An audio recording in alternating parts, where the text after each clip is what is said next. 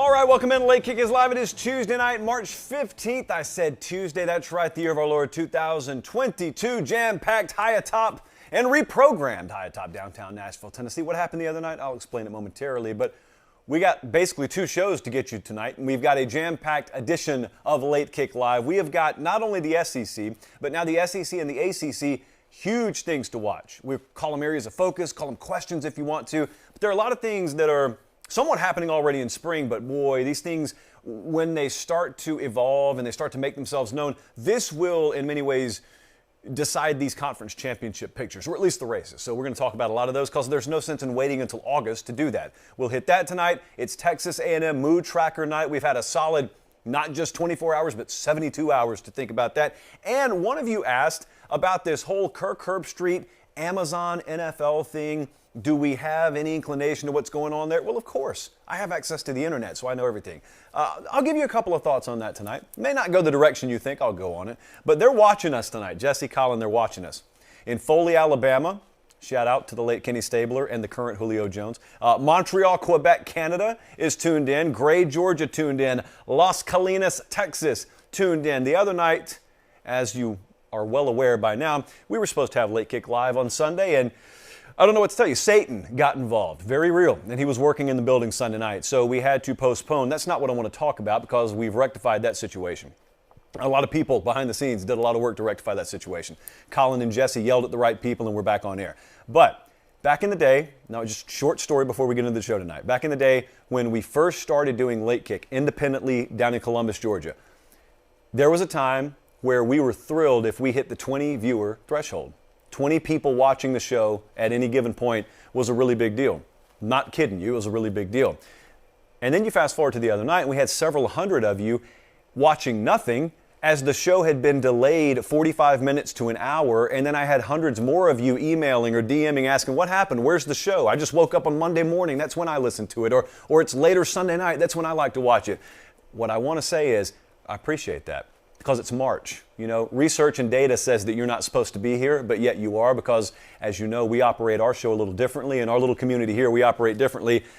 It did not go unnoticed. It doesn't bother me at all when you ask about the show. It's our job to produce it. You guys show up, and when it's not there, you complain. I don't get bothered by that. I appreciate it. Because the alternative is what we used to have to do. And I much prefer it this way. So thank you, guys, for all that. Let's dive into the show tonight because we got a whole lot to get to. Spring focus.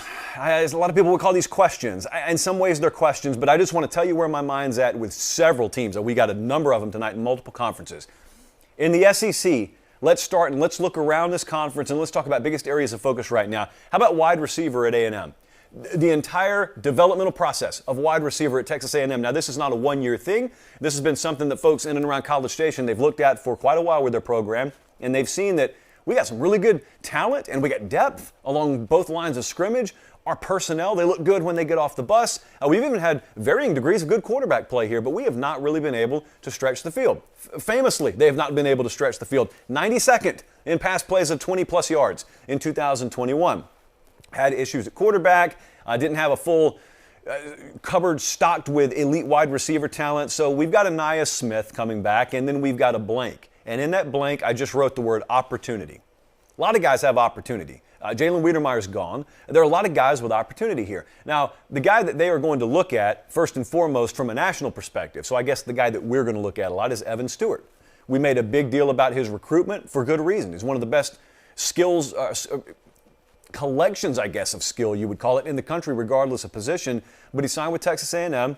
5-star in every sense of the word, and he's going to be given the opportunity to compete, as they all are, but he's got a legitimate shot to lock down real playing time and be an immediate contributor there. What about Tennessee? Let's go over to Knoxville, Tennessee. Let's talk about cornerback development. See, a lot of folks, I think with a lot of these programs, the natural inclination in the spring is to say, all right, what does quarterback look like? What does running back, wide receiver look like? Yes, we can do that, and we're going to do that plenty. But corner is a particular area of focus for me with Tennessee. They have an interesting season to look back on at Tennessee. You look back and you remember, well, you probably remember the bowl game, but you also remember there was some up, there was some down, but you expected disaster at the beginning of the year. So they overachieved relative to expectation. They lost 6 games last year. But I want to remind you how the season shook out. See, they got blown out by Georgia. They got blown out by Bama. They lost handedly to Florida. Those three weren't close. But they had games against Pitt, Ole Miss, and Purdue, the bowl game, that were all one-possession games. So they look at it and they said, well, we ended up being bowl eligible. We had 3 more games that were well within our reach. How close are we really to being an 8-win team, 9-win team? Well, the answer is not that far away from it. But then you don't just get to build automatically on where you were last season. It's not onward and upward. Sometimes there's some things that you have to replace from last year. And at Tennessee, they've got 3 corner spots to fill, really. Alante Taylor's gone, Theo Jackson's gone. Those were the 2 mainstays at corner. And so multiple guys are needed. That is, as we always say around here, why God invented spring practice, and that's what they're going to be working on over there. The reason that matters is because it doesn't really matter if you get them to 3rd and 11 a whole lot, if they know that they can just 50-50 you to death, and it really turns into like a 70-30 proposition for them because you don't have consistent corner play. Keep an eye on the defensive back position at Tennessee. At LSU, now this one's right up front and in your face. It's kind of like Clemson. We're going to talk about them in a little while. LSU, the quarterback rotation. That's the area of focus for me. I'm less sold on this concept that Jaden Daniels is just coming in and grabbing that job by the throat than some people are. Some people are not like that. Some people around LSU think, yeah, it's going to be a legitimate competition. But since we didn't have a show Sunday night, and I was able to reach out a little bit more on this particular subject of LSU quarterback rotation, I had someone make the case for Jaden Daniels. I had a couple of people make the case for Miles Brennan. I had one dude strongly make the case for Garrett Nussmeier. And basically what that tells me, because these are all folks who watch and follow the program on a day-to-day basis, they're informed, I trust their opinions, it's wide open. This is not anyone's job, it's not some formality. Plus, it's a new staff, so no one even knows anyone. So this is going to be something to watch. I could be sold on a scenario where any of these 3 guys, even if everyone's healthy, any of these 3 guys ends up starting. Now the OC there, for those unfamiliar, Mike Denbrock comes there by way of Cincinnati. This is a guy who's gotten used to having mobility as a factor at the quarterback position. Doesn't mean he has to have it. Doesn't mean his offense is predicated on it. It does mean that he is, well, as of recently, been most comfortable with that factor there. Does it come into play? We'll see. I think what they want more so than a specific skill set, they want poise and they want good decision making. That's what they're looking for at quarterback. And then if they find a guy, whether it's Miles Brennan who has that or Jaden Daniels or Garrett Nussmeier, that's who's going to be starting. Bold prediction, I know. That's who's going to be starting week 1 for LSU. Hey, the offensive line situation at Alabama, I think bears very close watching. Over the course of Preview Magazine season, which is coming up, and SEC Media Day season and whatnot, you're going to be told this is the overwhelming favorite to win the national championship. You're going to look at these headlines that tell you Alabama's got the shortest odds to win the title of any team since fill in the blank, and that's all well and good, and they may very well be my preseason prediction to win the national championship for all I know. But I will tell you this particular Alabama team is not sitting here in spring like they normally are with these stalwarts that you can write names in Sharpies of at the offensive tackle positions. They don't have that right now. Nick Saban spoke about it at his first press conference. They've already started spring ball. Now, he didn't paint some doom and gloom scenario or picture, but he did. I kind of think he was very real with it. He listed names, Kendall Randolph, Javion Cohen, who else? Tommy Brockermeyer, Damian George. These are guys that a lot of people, when they committed to Alabama, penciled in as interior offensive line guys. And then J.C. Latham, who's also working in the mix here. I think he's a second-year guy. He may be a redshirt freshman, but he's a second-year guy.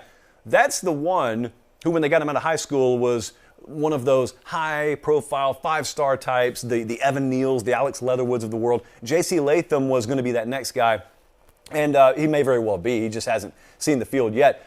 But I'm very curious how this works out, because it could be that you know Bryce Young, and so you know a lot of the higher-profile facets of the team, but offensive line may get overlooked.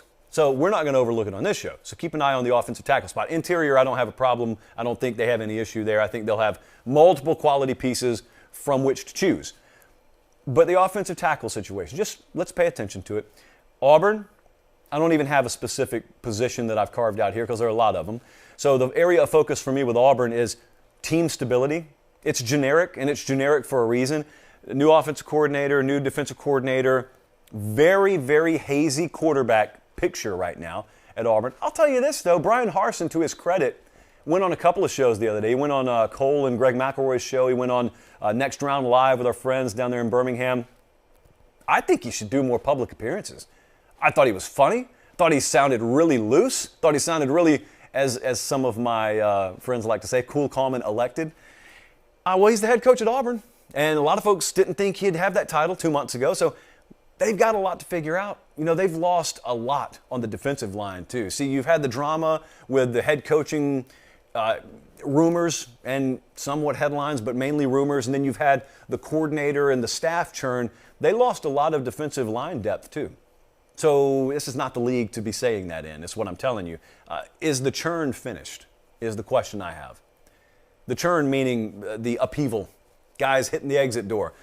It's not just a given that that's the case. They certainly probably feel like it's done, but you've got spring ball, then you're going to come out of spring, and let's see what that looks like. But at quarterback, anyone's guess is as good as anyone else's there. And I'm talking even about people who are inside the program. Ask some folks inside the program. I have. They don't know. They think TJ Finley, probably have him written in very light pencil. But Zach Calzada's come in there. Robbie Ashford's come in there. A lot of them like Davis, the second-year guy. And he's the only homegrown product they have there right now. Those are some areas of focus. And you know, we could do a whole nother segment because I didn't even mention Georgia. There's a first-year staff at Florida. I didn't even mention Kentucky. I did not. You know what? Save that. We may actually have some more SEC to talk about. You know, I want to give a shout-out tonight. I don't ever get political on the show, but I guess it's not political when everyone agrees on something, right? Shout out to the U.S. Senate tonight. You guys are normally like an East Coast version of the NCAA. Can't stand it, never get anything I want from the Senate. But the Sunshine Protection Act, I am in full favor of. These people have finally done what always needed to be done with daylight savings, and that is wad it up and throw it in the nearest garbage can. So hats off. We applaud you from Late Kick to the U.S. Senate. This is, to me, as big a deal, as big a thing that's happened in this country since the Pacific Railway Act of 1862. And we all know how important that was. So hats off to the U.S. Senate. Now that you've got some more daylight coming your way in 2023, I think they had to delay it until 2023. It's still got to pass through the House, but I think it will. So that concludes the political side of Late Kick tonight. Hey, now that you're going to have more sunshine, you know where you need to go. Yeah, Academy Sports and Outdoors. That's exactly where you need to go. They sent me some new ad copy, which I did not bring in the studio, so I'm not going to read it, but you should see the laundry list of brands. And I have internet here, but I'm just not going to pull it up. The laundry list of brands. Everything from, of course, the gear to the coolers and everything in between. Tents, we already touched on that the other night. Many tents for you to look at in the store at Academy Sports and Outdoors, and then big tents for you to take home. When I mentioned the tents the other night, no less than, I will safely say, a dozen of you went and bought them and sent me pictures of them in varying stages of being put together. Thank you from me and Academy. Look, we can't do anything more than give you daylight, okay? That is taking the horse to the water, or in this case, the viewer to the front door of Academy Sports and Outdoors. Now go in and now enjoy everything they have to offer and know that thanks to the U.S. Senate for a change, something good's going to happen in your life. And you're actually going to have a little bit more sunshine. Now, Academy could not have taken care of that for you. But now that your friends in the U.S. Senate have, now Academy can take care of everything else you need. And I know that this is not starting until 2023, but look, why don't you get a head start on it? It's already spring anyway. You know, we just sprung forward, so you've got your daylight right now. It's not until the evil fall and winter get here that we have to worry about the 4:30 sunsets here in Nashville. But Academy Sports and Outdoors, no matter what it is you're getting yourself into this spring and summer, Academy Sports and Outdoors and academy.com. If you can't make it there in person, that is the place for you. Tell you where else they're watching us tonight. They're watching us, believe it or not, in Anchorage, Alaska. Yes, they are. They're watching us in Franklin, Ohio, and LaBelle, or maybe it's the Y sound. Maybe it's LaBay, Florida. I bet you it's LaBelle, Florida. Anyway, they're watching us in all three locations. Thank you so much for that. And with that, we shift our attention to, this may sound boring to some of you, because I'm about to talk about ACC football. Wait until you hear what I talk about, because a lot of this is going to directly impact you, because if your team participates and has any aspiration of achieving anything of relevance in this sport, you may be in competition, not only on the recruiting trail, but also just flat out in the playoff conversation with a lot of these programs. Yeah, imagine a world where multiple ACC programs, maybe a little ways down the road, are competing for the playoff. Let's dive into this. Here you go, Colin. Here's your endpoint. ACC, spring focus here. We got to start at Clemson. We got to start at quarterback. This is the most obvious point of focus for anyone up and down the Atlantic Coast Conference. Last year, even if things started to go sideways, which they did early on, and it looked like DJ Uiagalelei wasn't quite playing at the level we all thought he was, it just was what it was. That's what you had to tell yourself. In fact, I guarantee you, a lot of folks in Rock Hill, South Carolina, for example, where they're watching us tonight, if you are a Clemson Tiger fan, I know that's Gamecock country, but if you're a Clemson Tiger fan there, you're watching and you're saying, on one hand, I don't like what I'm seeing from DJ. That much is true. On the other hand, looking at our depth chart here, nope, nothing there. It kind of is what it is. Well, this year, let's hope that we don't have to get that far. Let's hope you don't have to look at the TV screen again and say, ooh, DJ, not looking good again this year. But if you do say that, maybe this year it's not just it is what it is. Maybe Cade Klubnik comes in, who's a five-star true freshman, and maybe he makes you say, all right, I don't like what I'm seeing so far, but now we've got an option. Dabo Swinney knows how important this is. He has been very open about this and spoken about how it's a good thing that Klubnik is in for the spring. He's talking about giving him a ton of reps. They got to see what they have in him, because they've got to see really if they have two legitimate quarterbacks that they feel comfortable going into a game week with. And I think it's going to end up being the case. A lot of people have very high hopes for Cade Klubnik. I am one of them. Fairness, they had high hopes for DJ Uiagalelei. It's not like we're writing the guy off. He's been a starter for a grand total of 1 year. But if that is the worst case this year, and the worst case is, got another five-star on deck here, let's try him out. That's not the worst place to be in the world. Down the road, a considerable ways at Miami, what would you ask? What's your biggest area of focus? Would you be asking about quarterback? That's fair. You could just be asking about the entire staff, because everyone in the house is brand new. I'll tell you what I am focused on. I should note, by the way, Brandon Marcello did this full feature the other day. I took a lot from the cues that he listed because he had a number of good points to make. I think Hummer did the SEC piece for that matter. But at Miami, there are some really, really atrocious numbers in the Department of Tackling from last year. In fact, the last 3 years, they were very poor tackling team. Tackling. I mean, I don't know that you get the best read on this in spring football, but my goodness, they were 127th in FBS in tackling last year. That puts them dead last. Worst Power 5 tackling team in the country. And it wasn't a good thing. When your head coach was a former defensive coordinator, you want your thumbprint on the program. And if you're a defensive guy and that's your thumbprint, it kind of gives you a pretty good indication why they felt like it was time to move on. Like I said, this is not the easiest thing to gauge. A lot of times you're just thudding in practice, period, no matter what time of year it is, but especially in spring. But at the very least, when we get to the spring game, we'll get to see somewhat a vision of that. Kevin Steele's the defensive coordinator there now, for those who haven't kept up. So let's keep an eye on Miami tackling. What about in Tallahassee? What about Florida State?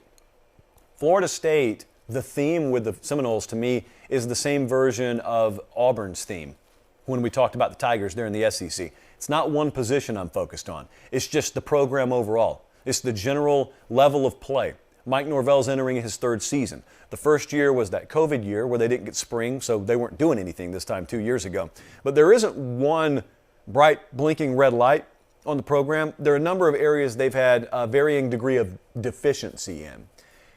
Now, to his credit, and we've talked about this in the last 2 weeks, Mike Norvell didn't come in and preach anything other than that. He didn't come in and try and fool people. He didn't come in and promise the world year one or year two. He didn't say, give me 12 months and we'll have this thing turned around. He knew. He did an honest assessment, and then he was honest with his fan base and his boosters and whatnot.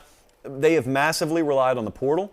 And so now when you got that plus a couple of recruiting cycles under your belt, if you look at their roster, it's his. It's his team now.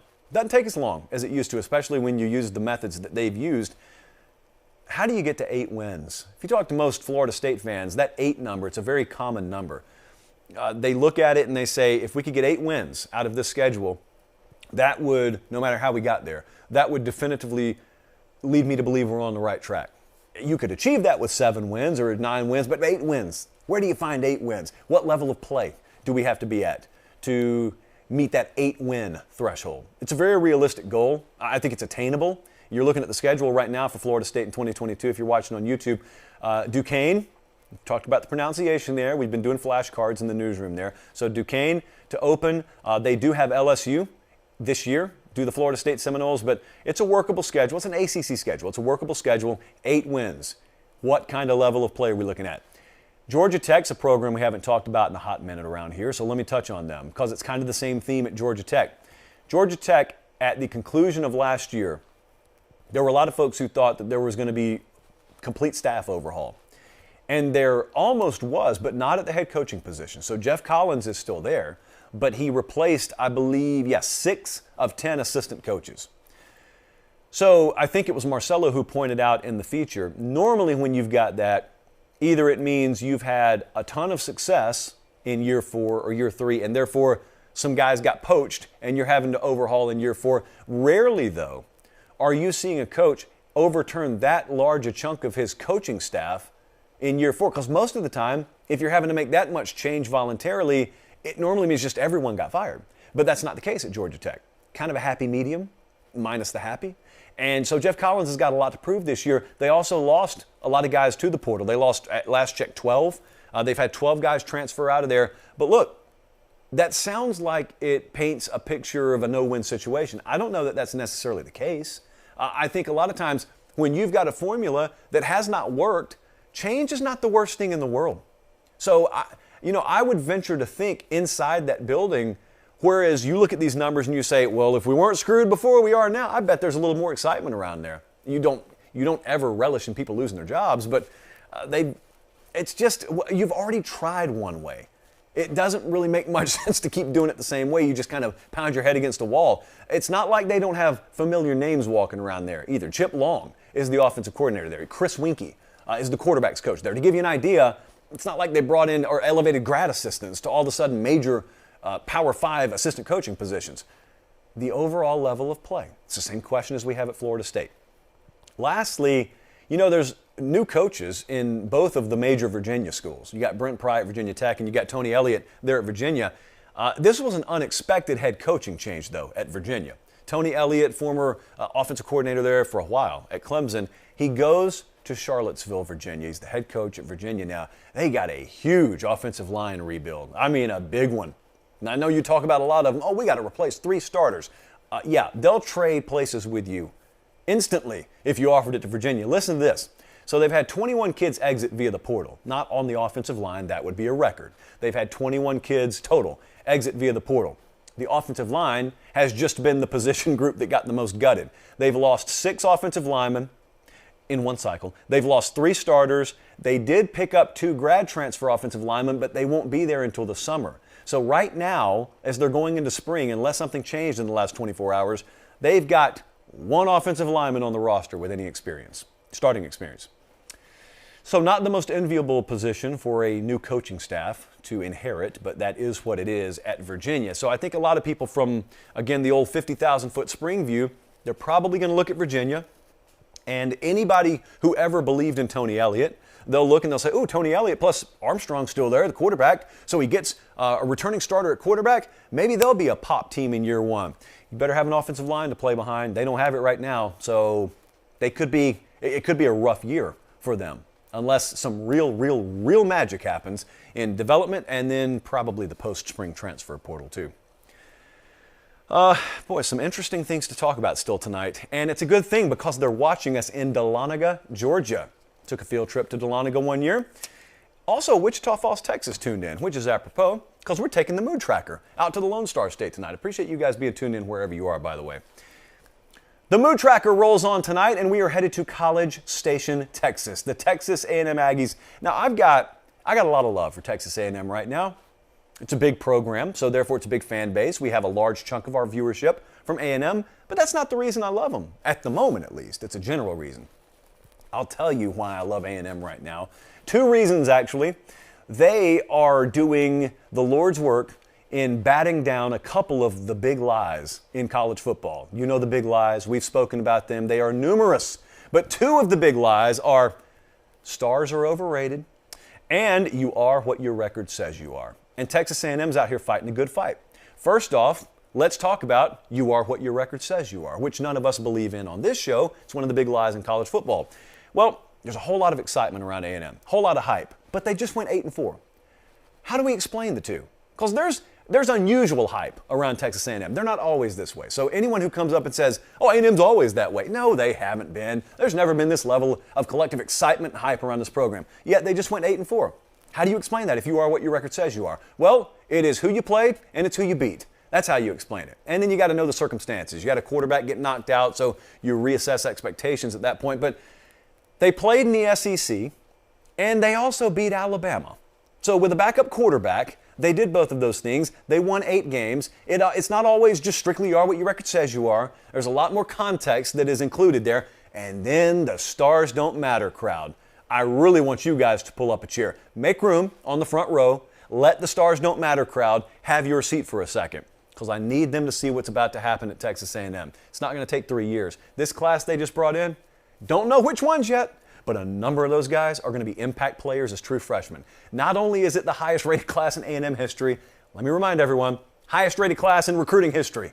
And we've been doing this for quite a while now at 24/7 Sports. Highest rated class in all of the history of major college football recruiting. That's why they're excited. And I know a lot of you out there who have the defense mechanism up. You're not an A&M fan maybe, and you're looking and you're saying, oh yeah, but some of those guys will transfer. They will. I can almost assure you. Some of the guys in this class will transfer, yeah. So will yours, by the way, at your program, wherever you are. Some of them won't pan out. I can promise you they won't. Some of them absolutely will not pan out. But here's what's going to happen. Even after you apply both of those filters, there are going to be some studs out of this class that play this year, and then there are going to be 1 to 2 dozen of them who end up doing extremely, extremely big things. I don't know that I've ever used that combination in a sentence in College Station. So anyway, those two things I personally appreciate, because the two big lies in college football that A&M's helping to put a fire extinguisher on, couldn't approve any more of the work they're doing there. Which brings me to the mood. What's the mood? This is the mood tracker. We're taking a temperature of the fan base. What's the mood? Well, I was over on TexAgs, and I've been doing it for 72 hours now because we had our Sunday show delayed. And over at Gig'em 24/7, and I was asking our friends over on both boards, fill in the blank. You know the drill. My mood towards Texas A&M football is what? There were virtually no people that had any kind of temperament, but yet there's also not that collective. We're over the cliff now. You know, we've jumped. It's kind of a combination. It's kind of a blending of the two. So here's what I labeled it as. The mood at Texas A&M right now, it is blueprint euphoria. This is a long-suffering fan base. You got to understand something. When you talk to a group of Texas A&M fans, they've seen a lot. They've been around the block. They've understood heartache. They've understood underachievement. They know how high they should have been flying a long time ago. Well, that's in the past.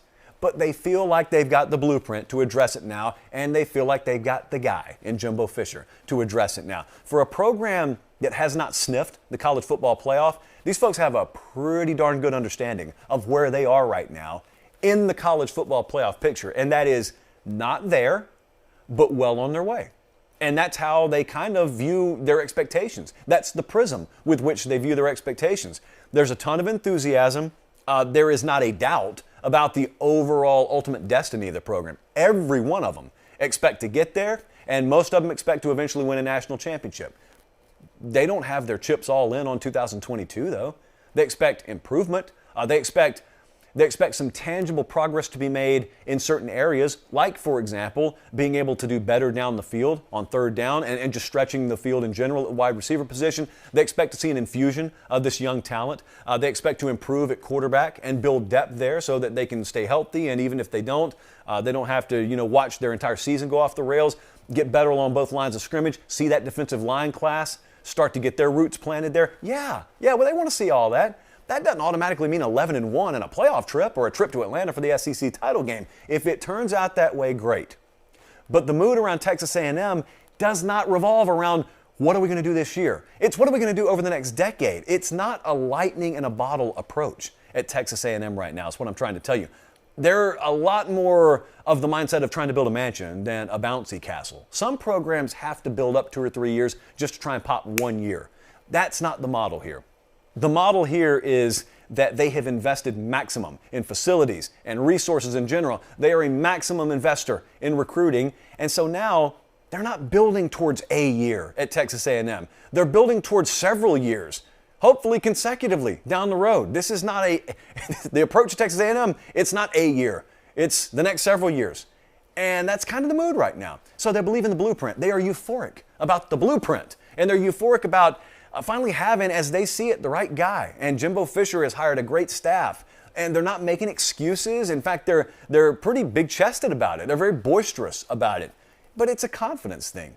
They appreciate that. And they really don't care that you don't appreciate it. It's kind of the same way we've talked for a while now about their game day traditions and their traditions at A&M in general. I love going out there because, all the Aggie fans will tell you, look, we know we get made fun of. But now that you're here, and I love going out there, so I appreciate it. So once they see you appreciate it, they'll let you in on the secret. And the secret is, hey, if you're in this thing, it makes perfect sense. And if you're not of it, you'll never understand it anyway. So we don't really worry about all that. So I go to A&M and I talk about how great it is. And then I'll have people tell me, oh, it's this, it's that. That's your opinion. I got mine. I happen to love it out there. Maybe it has something to do with the fact that it's always sold out in about 70 degrees when I go out there. So however you guys do that, keep it up.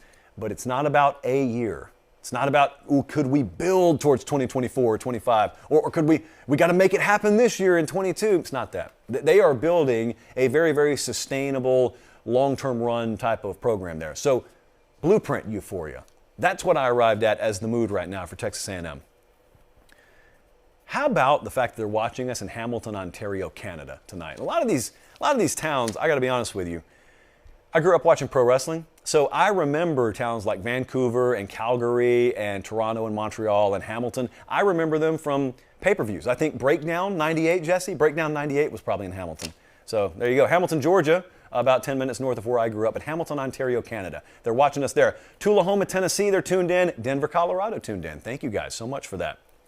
So I want to wrap it up with a question tonight that one of you had 3 days ago, and we're just now being able to get to it. I'll wait for the graphic. There we go. Okay, here we go, Colin. So there's a lot going on in media right now. Troy Aikman getting about $18.5 a year to go to ESPN. Joe Buck around $14, $15 million a year.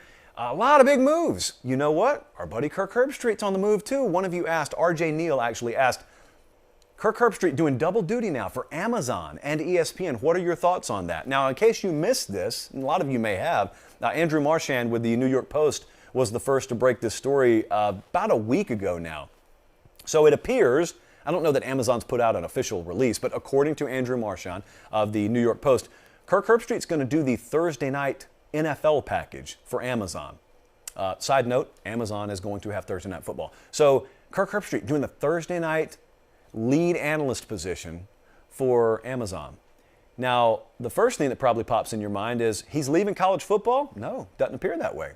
It appears, according to the report, that he will still fulfill all of his college football duties. That, I assume, is game day and the Saturday night game on ABC. It's a lot of work. Even if you got the PJ, you got the old private jet, it's a lot of work. Probably cut out to do it, though. If we know Kirk Herbstreit like we all think we do by this point, yeah, I think he's cut out to do it. But this is an interesting question because then we got a lot of follow-ups on this. I picked one question, but like 10 of you asked about this. A lot of you just want to know, well, number one, everyone always wants to know how much money someone's making. And fortunately for you, I have some intel on this. Approximately $1 bazillion. That's how much Herbstreit signed with Amazon for. So congratulations there. Next question that a lot of you have is, why in the world is the talent in the booth being paid, in some cases, more than the talent on the field? This is where you get a lot of folks into pretty heated arguments. So I'm just going to give you a little bit of behind-the-scenes media look, and not necessarily even my opinion on this. My opinion is, good for Kirk Herbstreit, everybody go get as much money as you can. That's my opinion on it. Don't forget where you came from, I guess would be my follow-up. But secondly, you got to understand the evolution. Think about the way that you watch college football or watch the NFL. You have watched it forever on CBS or NBC or Fox. And because you've always known you have to go to those legacy media outlets to consume those big sporting products like the NFL, it's never been necessary for them to have big names in the booth, recognizable names. They've had them, but they weren't necessary because you're going to watch Steelers-Bengals even if you have to watch it on mute. Some of you watch the game on mute anyway. Some of you do not care for the broadcast experience during a game. That's your prerogative. The data shows vast majority of you do listen to the broadcast feed, and so therefore, for a long time, you had one approach. Well, now you have non-legacy entities entering the equation. Your Amazons, for example, they won't be the last, they're just the one there now. Netflix could be there, of course, YouTube TV there. Well, anyway, those are not places that you have been trained to go. And so what do they have to do? They have to attract you there. Now, having the product itself, if it's desirable enough, people will go find it. And we all know that. I mean, every metric in our industry shows that. But it helps to have attractive names attached to your product, especially if you are a non-legacy outlet or an entity like Amazon. And so that's why they're willing to do that. Also, I don't know if you've noticed, but it's Amazon. So they're worth a lot of money. They have it to throw around. We just broke the news that Herbstreit's making $1 bazillion. Even that is still only a small sliver of the Amazon pie. They're doing it because they can, and they're doing it because it's very smart business. But I think it's crazy to look at, and I think it's sending kind of a reverberation throughout that industry.